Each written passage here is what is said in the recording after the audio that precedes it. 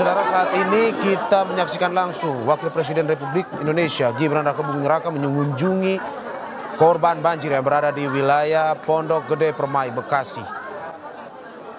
Saat ini Wapres Gibran sedang bertegur sapa dengan korban banjir yang kemarin berada di wilayah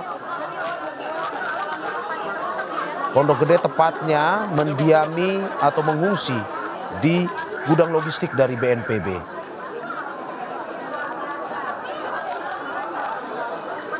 Wapres ditemani oleh Wali Kota Bekasi Tri Adianto,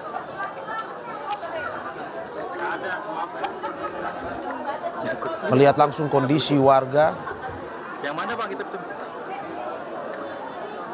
dan juga pun ditemani oleh Kepala Badan Nasional Penanggulangan Bencana BNPB Letjen Suharyanto. Siap.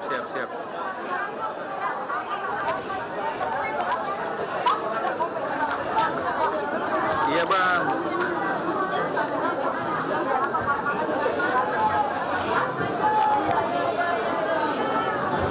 Oh, gue buka filternya dulu ya.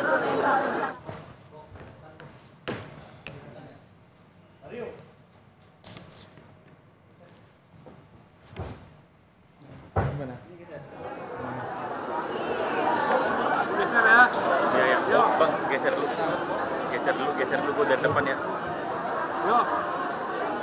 Boleh nggak dari depan? Ya, dari depan. Ya, kita terus memberikan saudara visual terkini terkait dengan kunjungan Wapres Gibran Rakabuming Raka di wilayah Pondok Gede Permai, Bekasi. Ini pun juga masih di lokasi yang sama dengan kunjungan Wapres.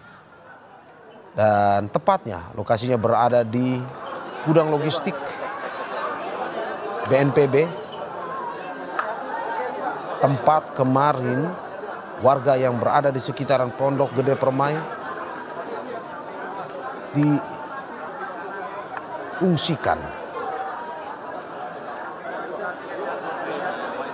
Kita bisa lihat bahwa Wapres Gibran sedang berdialog dan berdiskusi dengan warga yang menjadi korban banjir.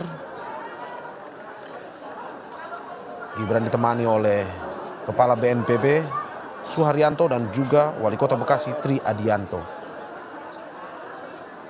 Sebelum kedatangan Wapres Gibran tadi, beberapa saat sebelumnya, Kepala BNPB Suharyanto bersama Wali Kota Bekasi Tri Adianto sudah berdialog secara intensif dengan masyarakat ataupun korban banjir, di mana dalam dialog tersebut warga yang menjadi korban memberikan masukan dan juga keluhan yang didengarkan oleh Kepala BNPB dan juga Wali Kota Bekasi. Dan dalam dialog tersebut ada beberapa hal yang ditekankan oleh Kepala BNPB terkait dengan bantuan yang mesti didapat atau disalurkan secara tepat kepada mereka yang menjadi korban. Pun juga Wali Kota Bekasi Tri Adianto berharap bantuan yang sudah diberikan terutama di tempat-tempat pengungsian itu sudah diterima dan dirasakan oleh mereka yang menjadi korban. Saat ini Gibran sedang menuju ke dalam tenda-tenda pengungsian yang dibuat secara darurat kemarin pada hari Selasa dan terus difungsikan hingga pada hari Rabu hari ini. Meski di wilayah Pondok Gede Permai Bekasi sendiri, saudara, intensitas hujan sudah mulai mengecil, banjir pun sudah mulai surut, tetapi warga masih terus diimbau untuk berada di gudang logistik BNPB sebagai tempat pengungsian karena bantuan masih terus akan disalurkan sehingga tepat sasaran kepada mereka yang menjadi korban banjir di wilayah Pondok Gede Permai Bekasi. Dan Anda bisa melihat Wapres Gibran sedang menegur sapa warga yang menjadi korban, baik itu ibu, anak balita, dan juga lansia yang kemarin diungsikan di wilayah gudang logistik BNPB.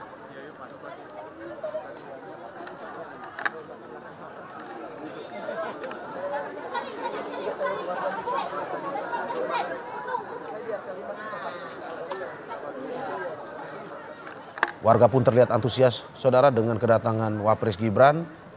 Keluar tenda ya, keluar tenda. Mengunjungi mereka yang berada di wilayah pengungsian yang sampai saat ini masih terus menunggu apakah mereka sudah bisa pulang, mengingat saat ini kondisi banjir di wilayah Pondok Gede Permai sudah mulai surut.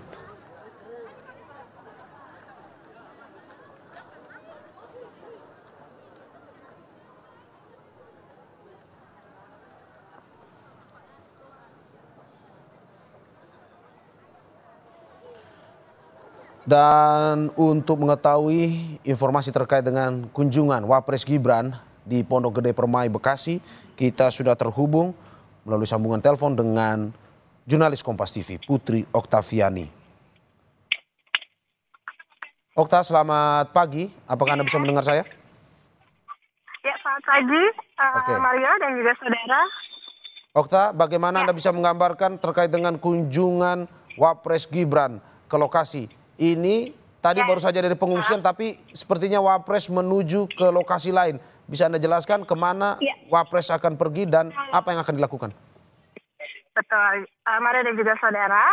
Jadi saat ini Wapres Gibran Rakabuming Raka sedang menuju ke lokasi atau titik bencana banjir yang sedang terjadi atau yang kemarin mulai terjadi di Bekasi, Jawa Barat tadi. Wapres Gibran datang sekitar beberapa menit yang lalu dan langsung meninjau bagaimana situasi di dalam posko pengungsian sambil juga bertanya kepada warga apa yang dibutuhkan mereka maupun juga bagaimana situasi mereka ketika berada di posko pengungsian, karena beberapa dari mereka ini bertahan sejak kemarin dan juga saudara. Dan saat ini Wapres Gibran Rakabuming Raka beserta juga dengan stakeholder terkait ini sedang menuju tadi dari posko di BNPB atau letaknya di depan perumahan Pondok Gede Permai, saat ini menuju ke dalam perumahan Pondok Gede Permai yang memang kemarin dan juga saudara tadi seperti katakan oleh Kepala BNPB bahwa memang situasinya sebetulnya sudah relatif kondusif begitu. Jadi sudah tidak ada genangan air, hanya ada masyarakat yang sudah mulai membersihkan rumah mereka masing-masing dan ketinggian air memang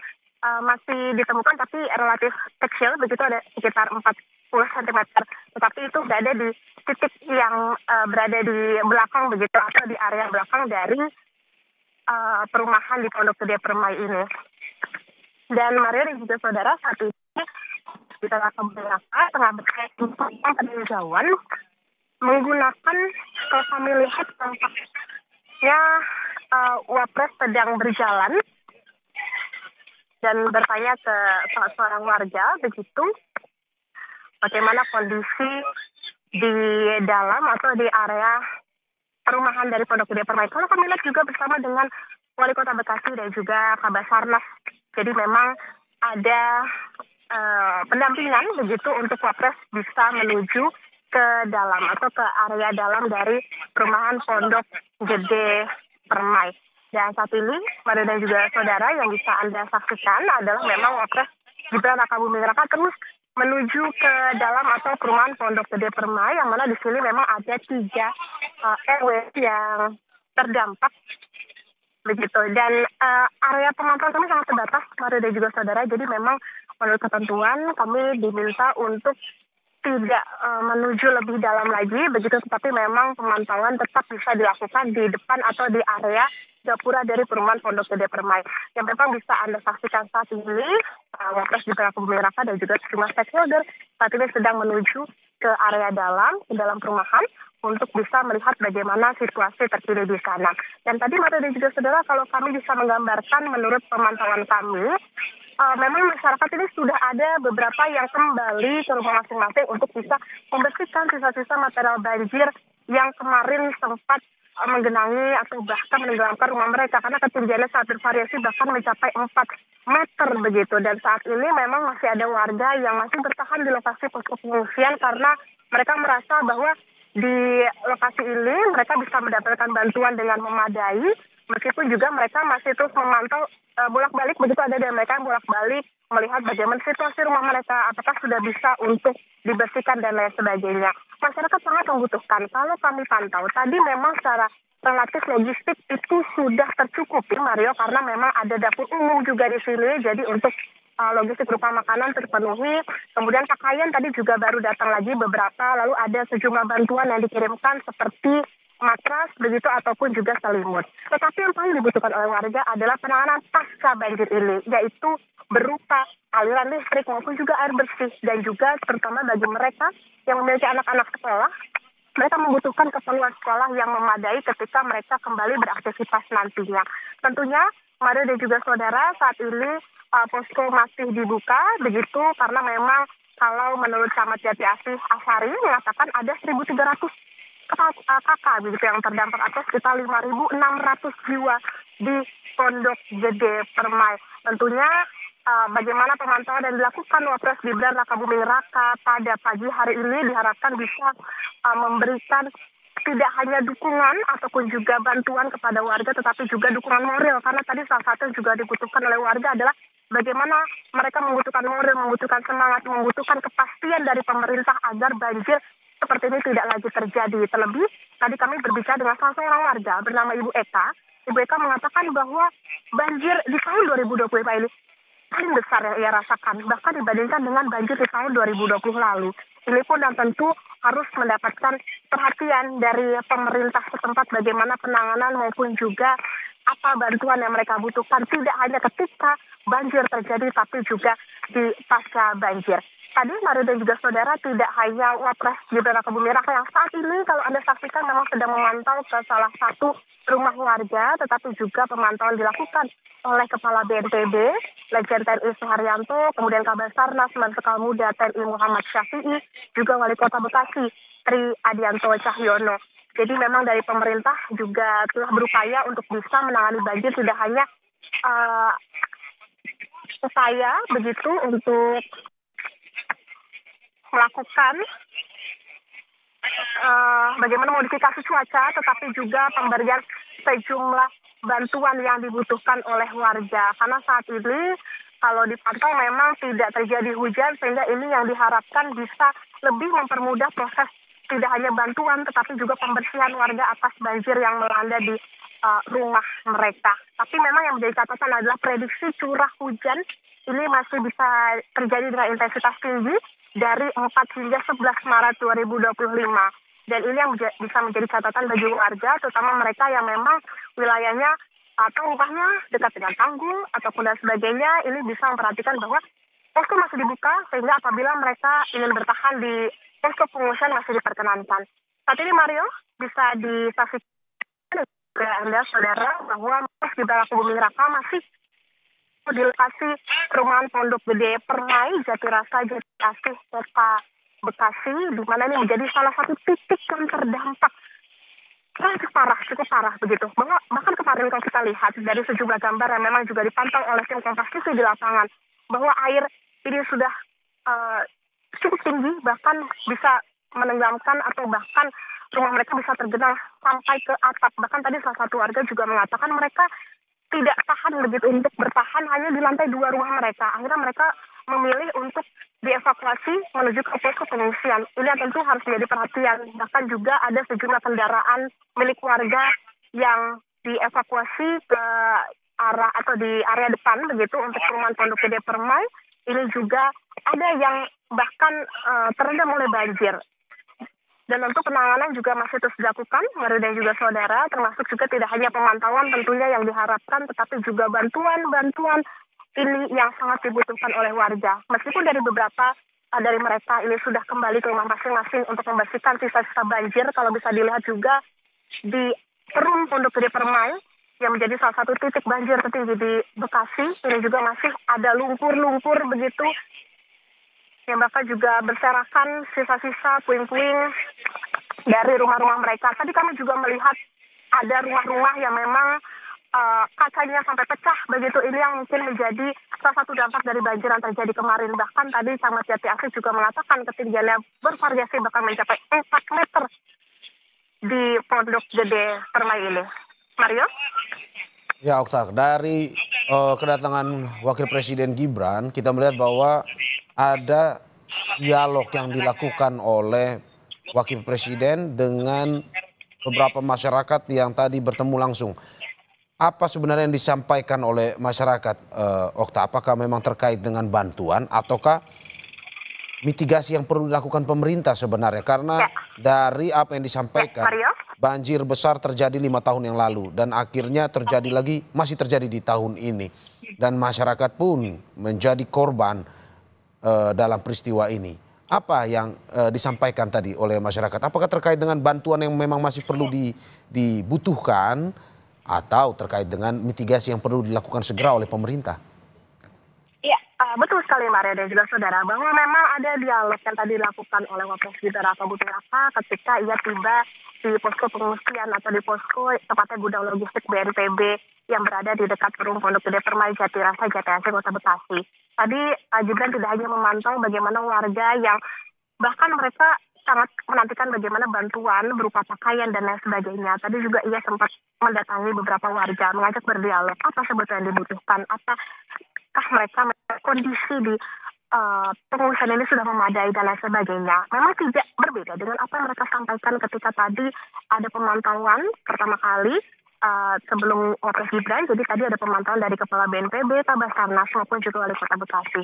Tadi beberapa dari mereka mengatakan kepada Gibran bahwa memang kondisinya mereka mendapatkan beberapa bantuan logistik dan lain sebagainya, tapi tentu yang diharapkan tidak hanya itu, tetapi ada juga dukungan moral dan juga dukungan yang lebih memadai, baik itu dari segi makanan, pakaian dan lain sebagainya, terutama mereka yang memiliki anak bayi, balita, yang juga kalau kami lihat Mario, di sini cukup banyak begitu mereka berada di sini menantikan bantuan berupa pokok dan lain sebagainya. Nah, tentu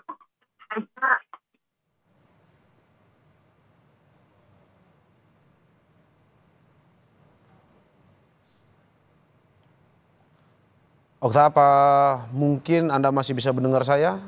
Ataukah mungkin kita sedang mengalami masalah komunikasi dengan jurnalis kita, Putri Oktaviani. Dan sambil menunggu laporan dari jurnalis kita, Putri Oktaviani, kita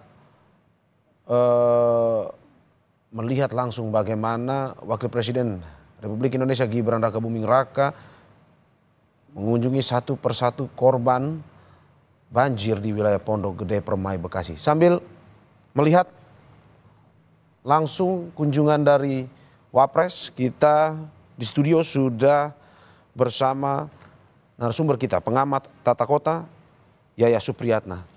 Terima kasih sudah bergabung. Sama-sama, terima kasih. Kita nonton juga kunjungan Wapres ke Pondok Gede. Kang Yayat, bagaimana melihat Wapres turun langsung di banjir kali ini? Apa yang ingin disampaikan dalam sebuah kunjungan ini? Dalam arti walaupun belum memberikan pernyataan, tetapi bagaimana Anda menerjemahkan ini? Yang pertama kita apresiasi dulu kedatangan Wapres untuk melihat kondisi masyarakat yang menghadapi bencana. Memang yang menarik adalah bagaimana pemulihan ini lebih panjang dibandingkan banjirnya. Banjir mungkin 2 hari tapi merecovery ekonomi, sosial, itu memerlukan biaya sangat besar. Di tengah situasi ekonomi kita memang katakanlah belum bergerak secara maksimal, ini otomatis mungkin dari kunjungan yang sekarang dilakukan oleh Wapres, itu bisa diidentifikasi. Sebetulnya kalau dilakukan bantuan apa yang diberikan. Karena kan tingkat kerusakan itu berbeda antara satu rumah dengan rumah yang lain. Kemudian yang kedua, pemulihan secara ekonomi. Ini kalau kita hitung ada kerugian secara nilai properti. Nilai properti itu artinya nilai rumah yang mengalami terdegradasi karena beberapa kali mengalami banjir. Misalnya tadi di 2020, kemudian 2025, 5 tahun ini.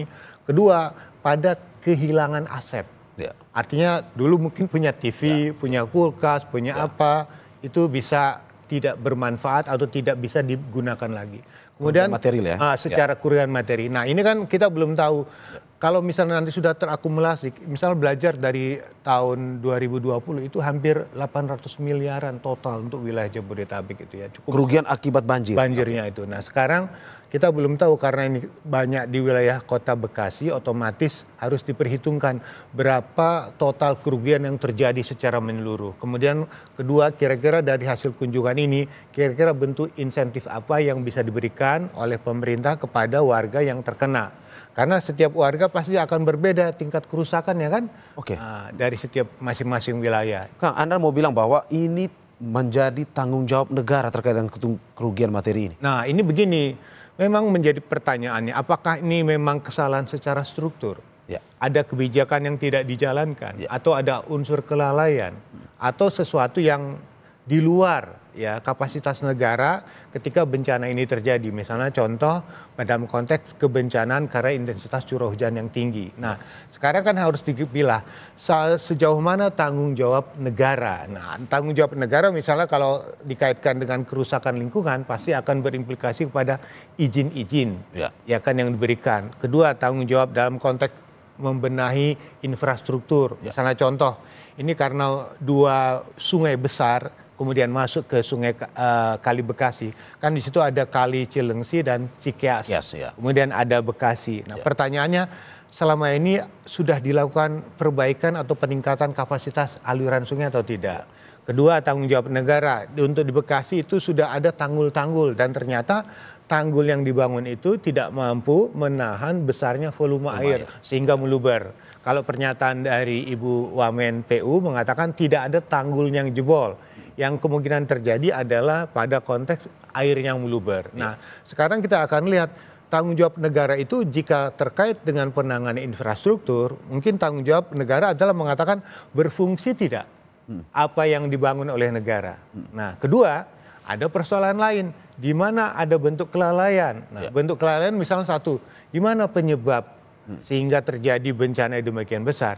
Nah, ada kemungkinan yang bukan kesalahan, kekurangan kita adalah membaca potensi perubahan iklim yang semakin lama sering terjadi hujan ekstrim. Ya, fenomena itu. Nah, jadi di sini yang menjadi tantangan kita adalah ketika hujan ekstrim itu tentu dipertanyakan kalau kota itu ada Ki itu koefisien air dalam konteks berapa besar sebetulnya daya tampung kemampuan sistem ekosistem penanggulangan banjir itu bisa mengatasi banjir pada Ki berapa? 50 tahun, 100 tahun atau berapa? Nah, sekarang kalau ekstrim ini mungkin bisa lebih dari 100 tahun. Nah, kalau sistem itu tidak berjalan, otomatis memang kita tidak bisa menolak bencana ini. Cuman pertanyaannya yang kita lakukan adalah bagaimana mengurangi potensi tingkat kerugian yang terjadi. Nah, misalnya sampai sekarang kan yang terjadi adalah kerugian secara materi. Mudah-mudahan tidak ada korban jiwa.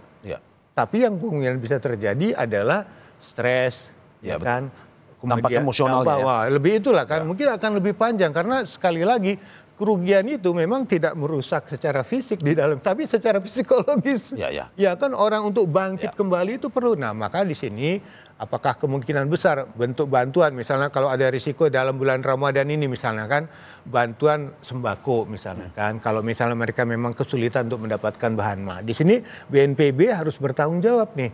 Kalau misalnya nanti ada bentuk distribusi bantuan, jangan sampai salah sasaran, harus tepat. Kalau misalnya belum bisa berfungsi pelayanan di setiap rumah, masih perlu nggak dapur umum, ya kan, dalam pola distribusi. Nah, ini juga nanti didistribusikan kembali.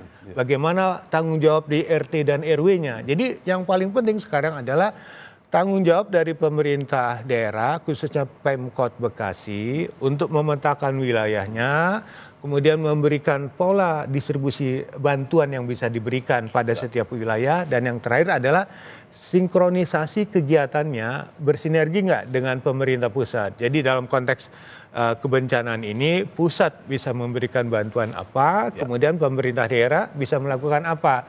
Jadi dalam konteks kebencanaan ini, jangan ada lagi yang salah menyalahkan.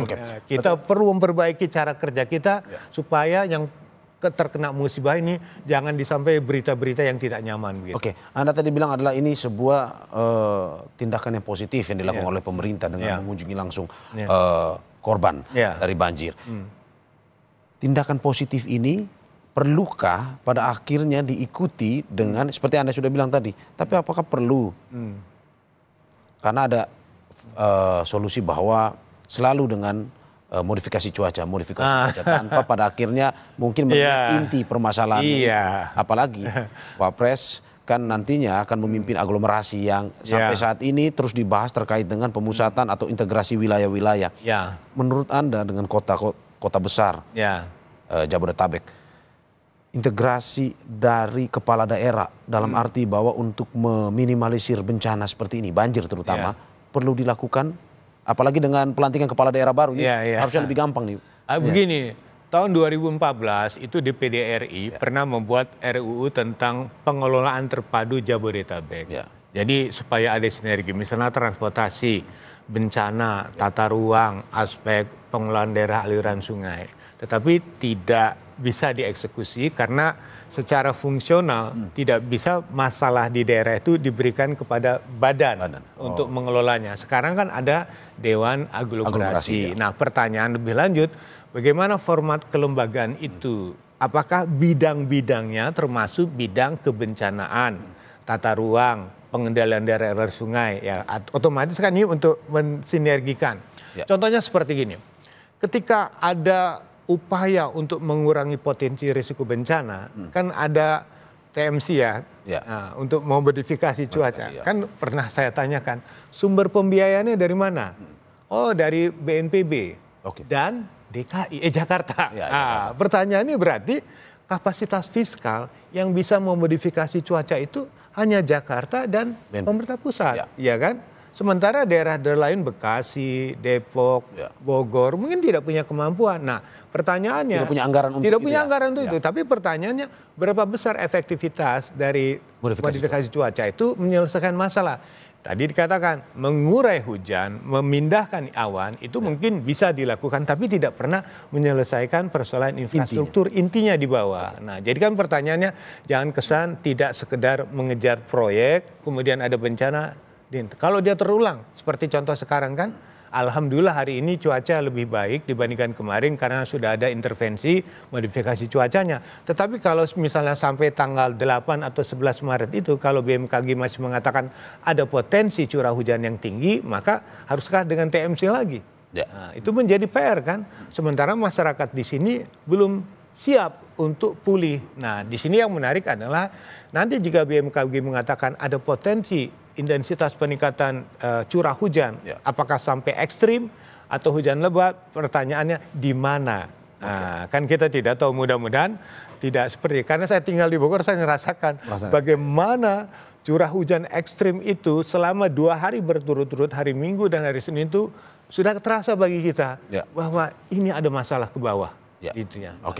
Oke, Kang, bagaimana melihat bahwa saat ini kepala daerah apakah mungkin saja akan lebih harus berpikir keras terkait dengan di satu sisi ingin mitigasi, ingin perbaikan secara besar, tapi di satu sisi pemerintah pusat ya mungkin ada yang kayak sebutkan bahwa ada efisiensi. Bagaimana pada akhirnya kepala daerah harus putar otak mencari cara bisa memitigasi masalah yang sebenarnya sudah menumpuk sejak bertahun-tahun. Nah, ini gini, kepala daerah itu tidak harus jadi Superman.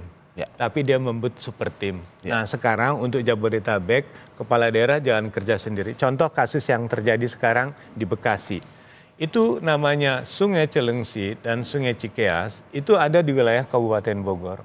Artinya memang secara tata ruang, pengendalian ruang harusnya Kabupaten Bogor untuk menjaga. Tapi Kabupaten Bogor juga perlu PAD. Ada pembangunan di sekitar kawasan tuh, terjadi perubahan. Fungsi lahan itu ya? Fungsi lahan itu. Curah hujan meningkat. Nah, pertanyaannya untuk mengendalikan Kali Bekasi yang merupakan pertemuan dari 2 sungai ini, apakah perlu ada waduk tidak?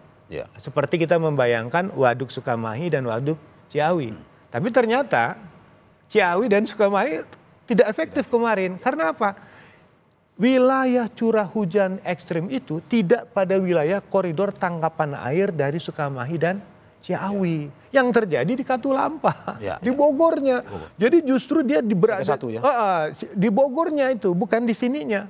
Otomatis makanya saya mengatakan tadi, yang terkena Ciliwung meluap. Jakarta Timur terendam. Kampung Pulo. Kenapa Ciawi Sukamahi tidak efektif? Mungkin ada pemikiran suatu saat nanti perlu ada satu bendungan lagi di Depok. Nah, penanganan itulah yang harus melibatkan. Kalau misalnya di Depok, Pemkot Depok, kalau misalnya buat bendungan ada waduk di Depok, ada nggak tanahnya?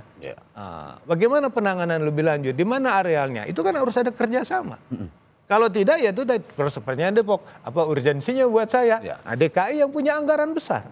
Bagaimana DKI bisa berkontribusi untuk membantu Depok? Depok mungkin membantu merelokasi persoalan itu. Tapi anggaran untuk pembangunan dibantu pusat. Anggaran lain dari DKI atau tidak. Maka Dewan Aglomerasi itu berpikir sampai ke sana atau tidak nanti ya, tergantung Pak Wapres. Mungkin dari kunjungan ini Pak Wapres ingin mengatakan bahwa kira-kira apa yang harus dilakukan untuk sampai ke sana gitu. Berarti ini kunjungan Wapres kali ini bukan hanya memberikan dukungan secara moral, tetapi juga untuk mengatakan ya saya yang akan. Iya, makanya Pak Wapres dari sini harus punya inovasi, kreativitas agar mampu nggak mensinergikan ini. Oke, ini kita masih terus melihat Kang Yayat dari Wapres terus mengunjungi rumah per rumah untuk berdiskusi langsung dengan pemilik rumah untuk mencari tahu solusi apa terkait dengan kejadian banjir yang menimpa wilayah Pondok Gede Permai Bekasi ini.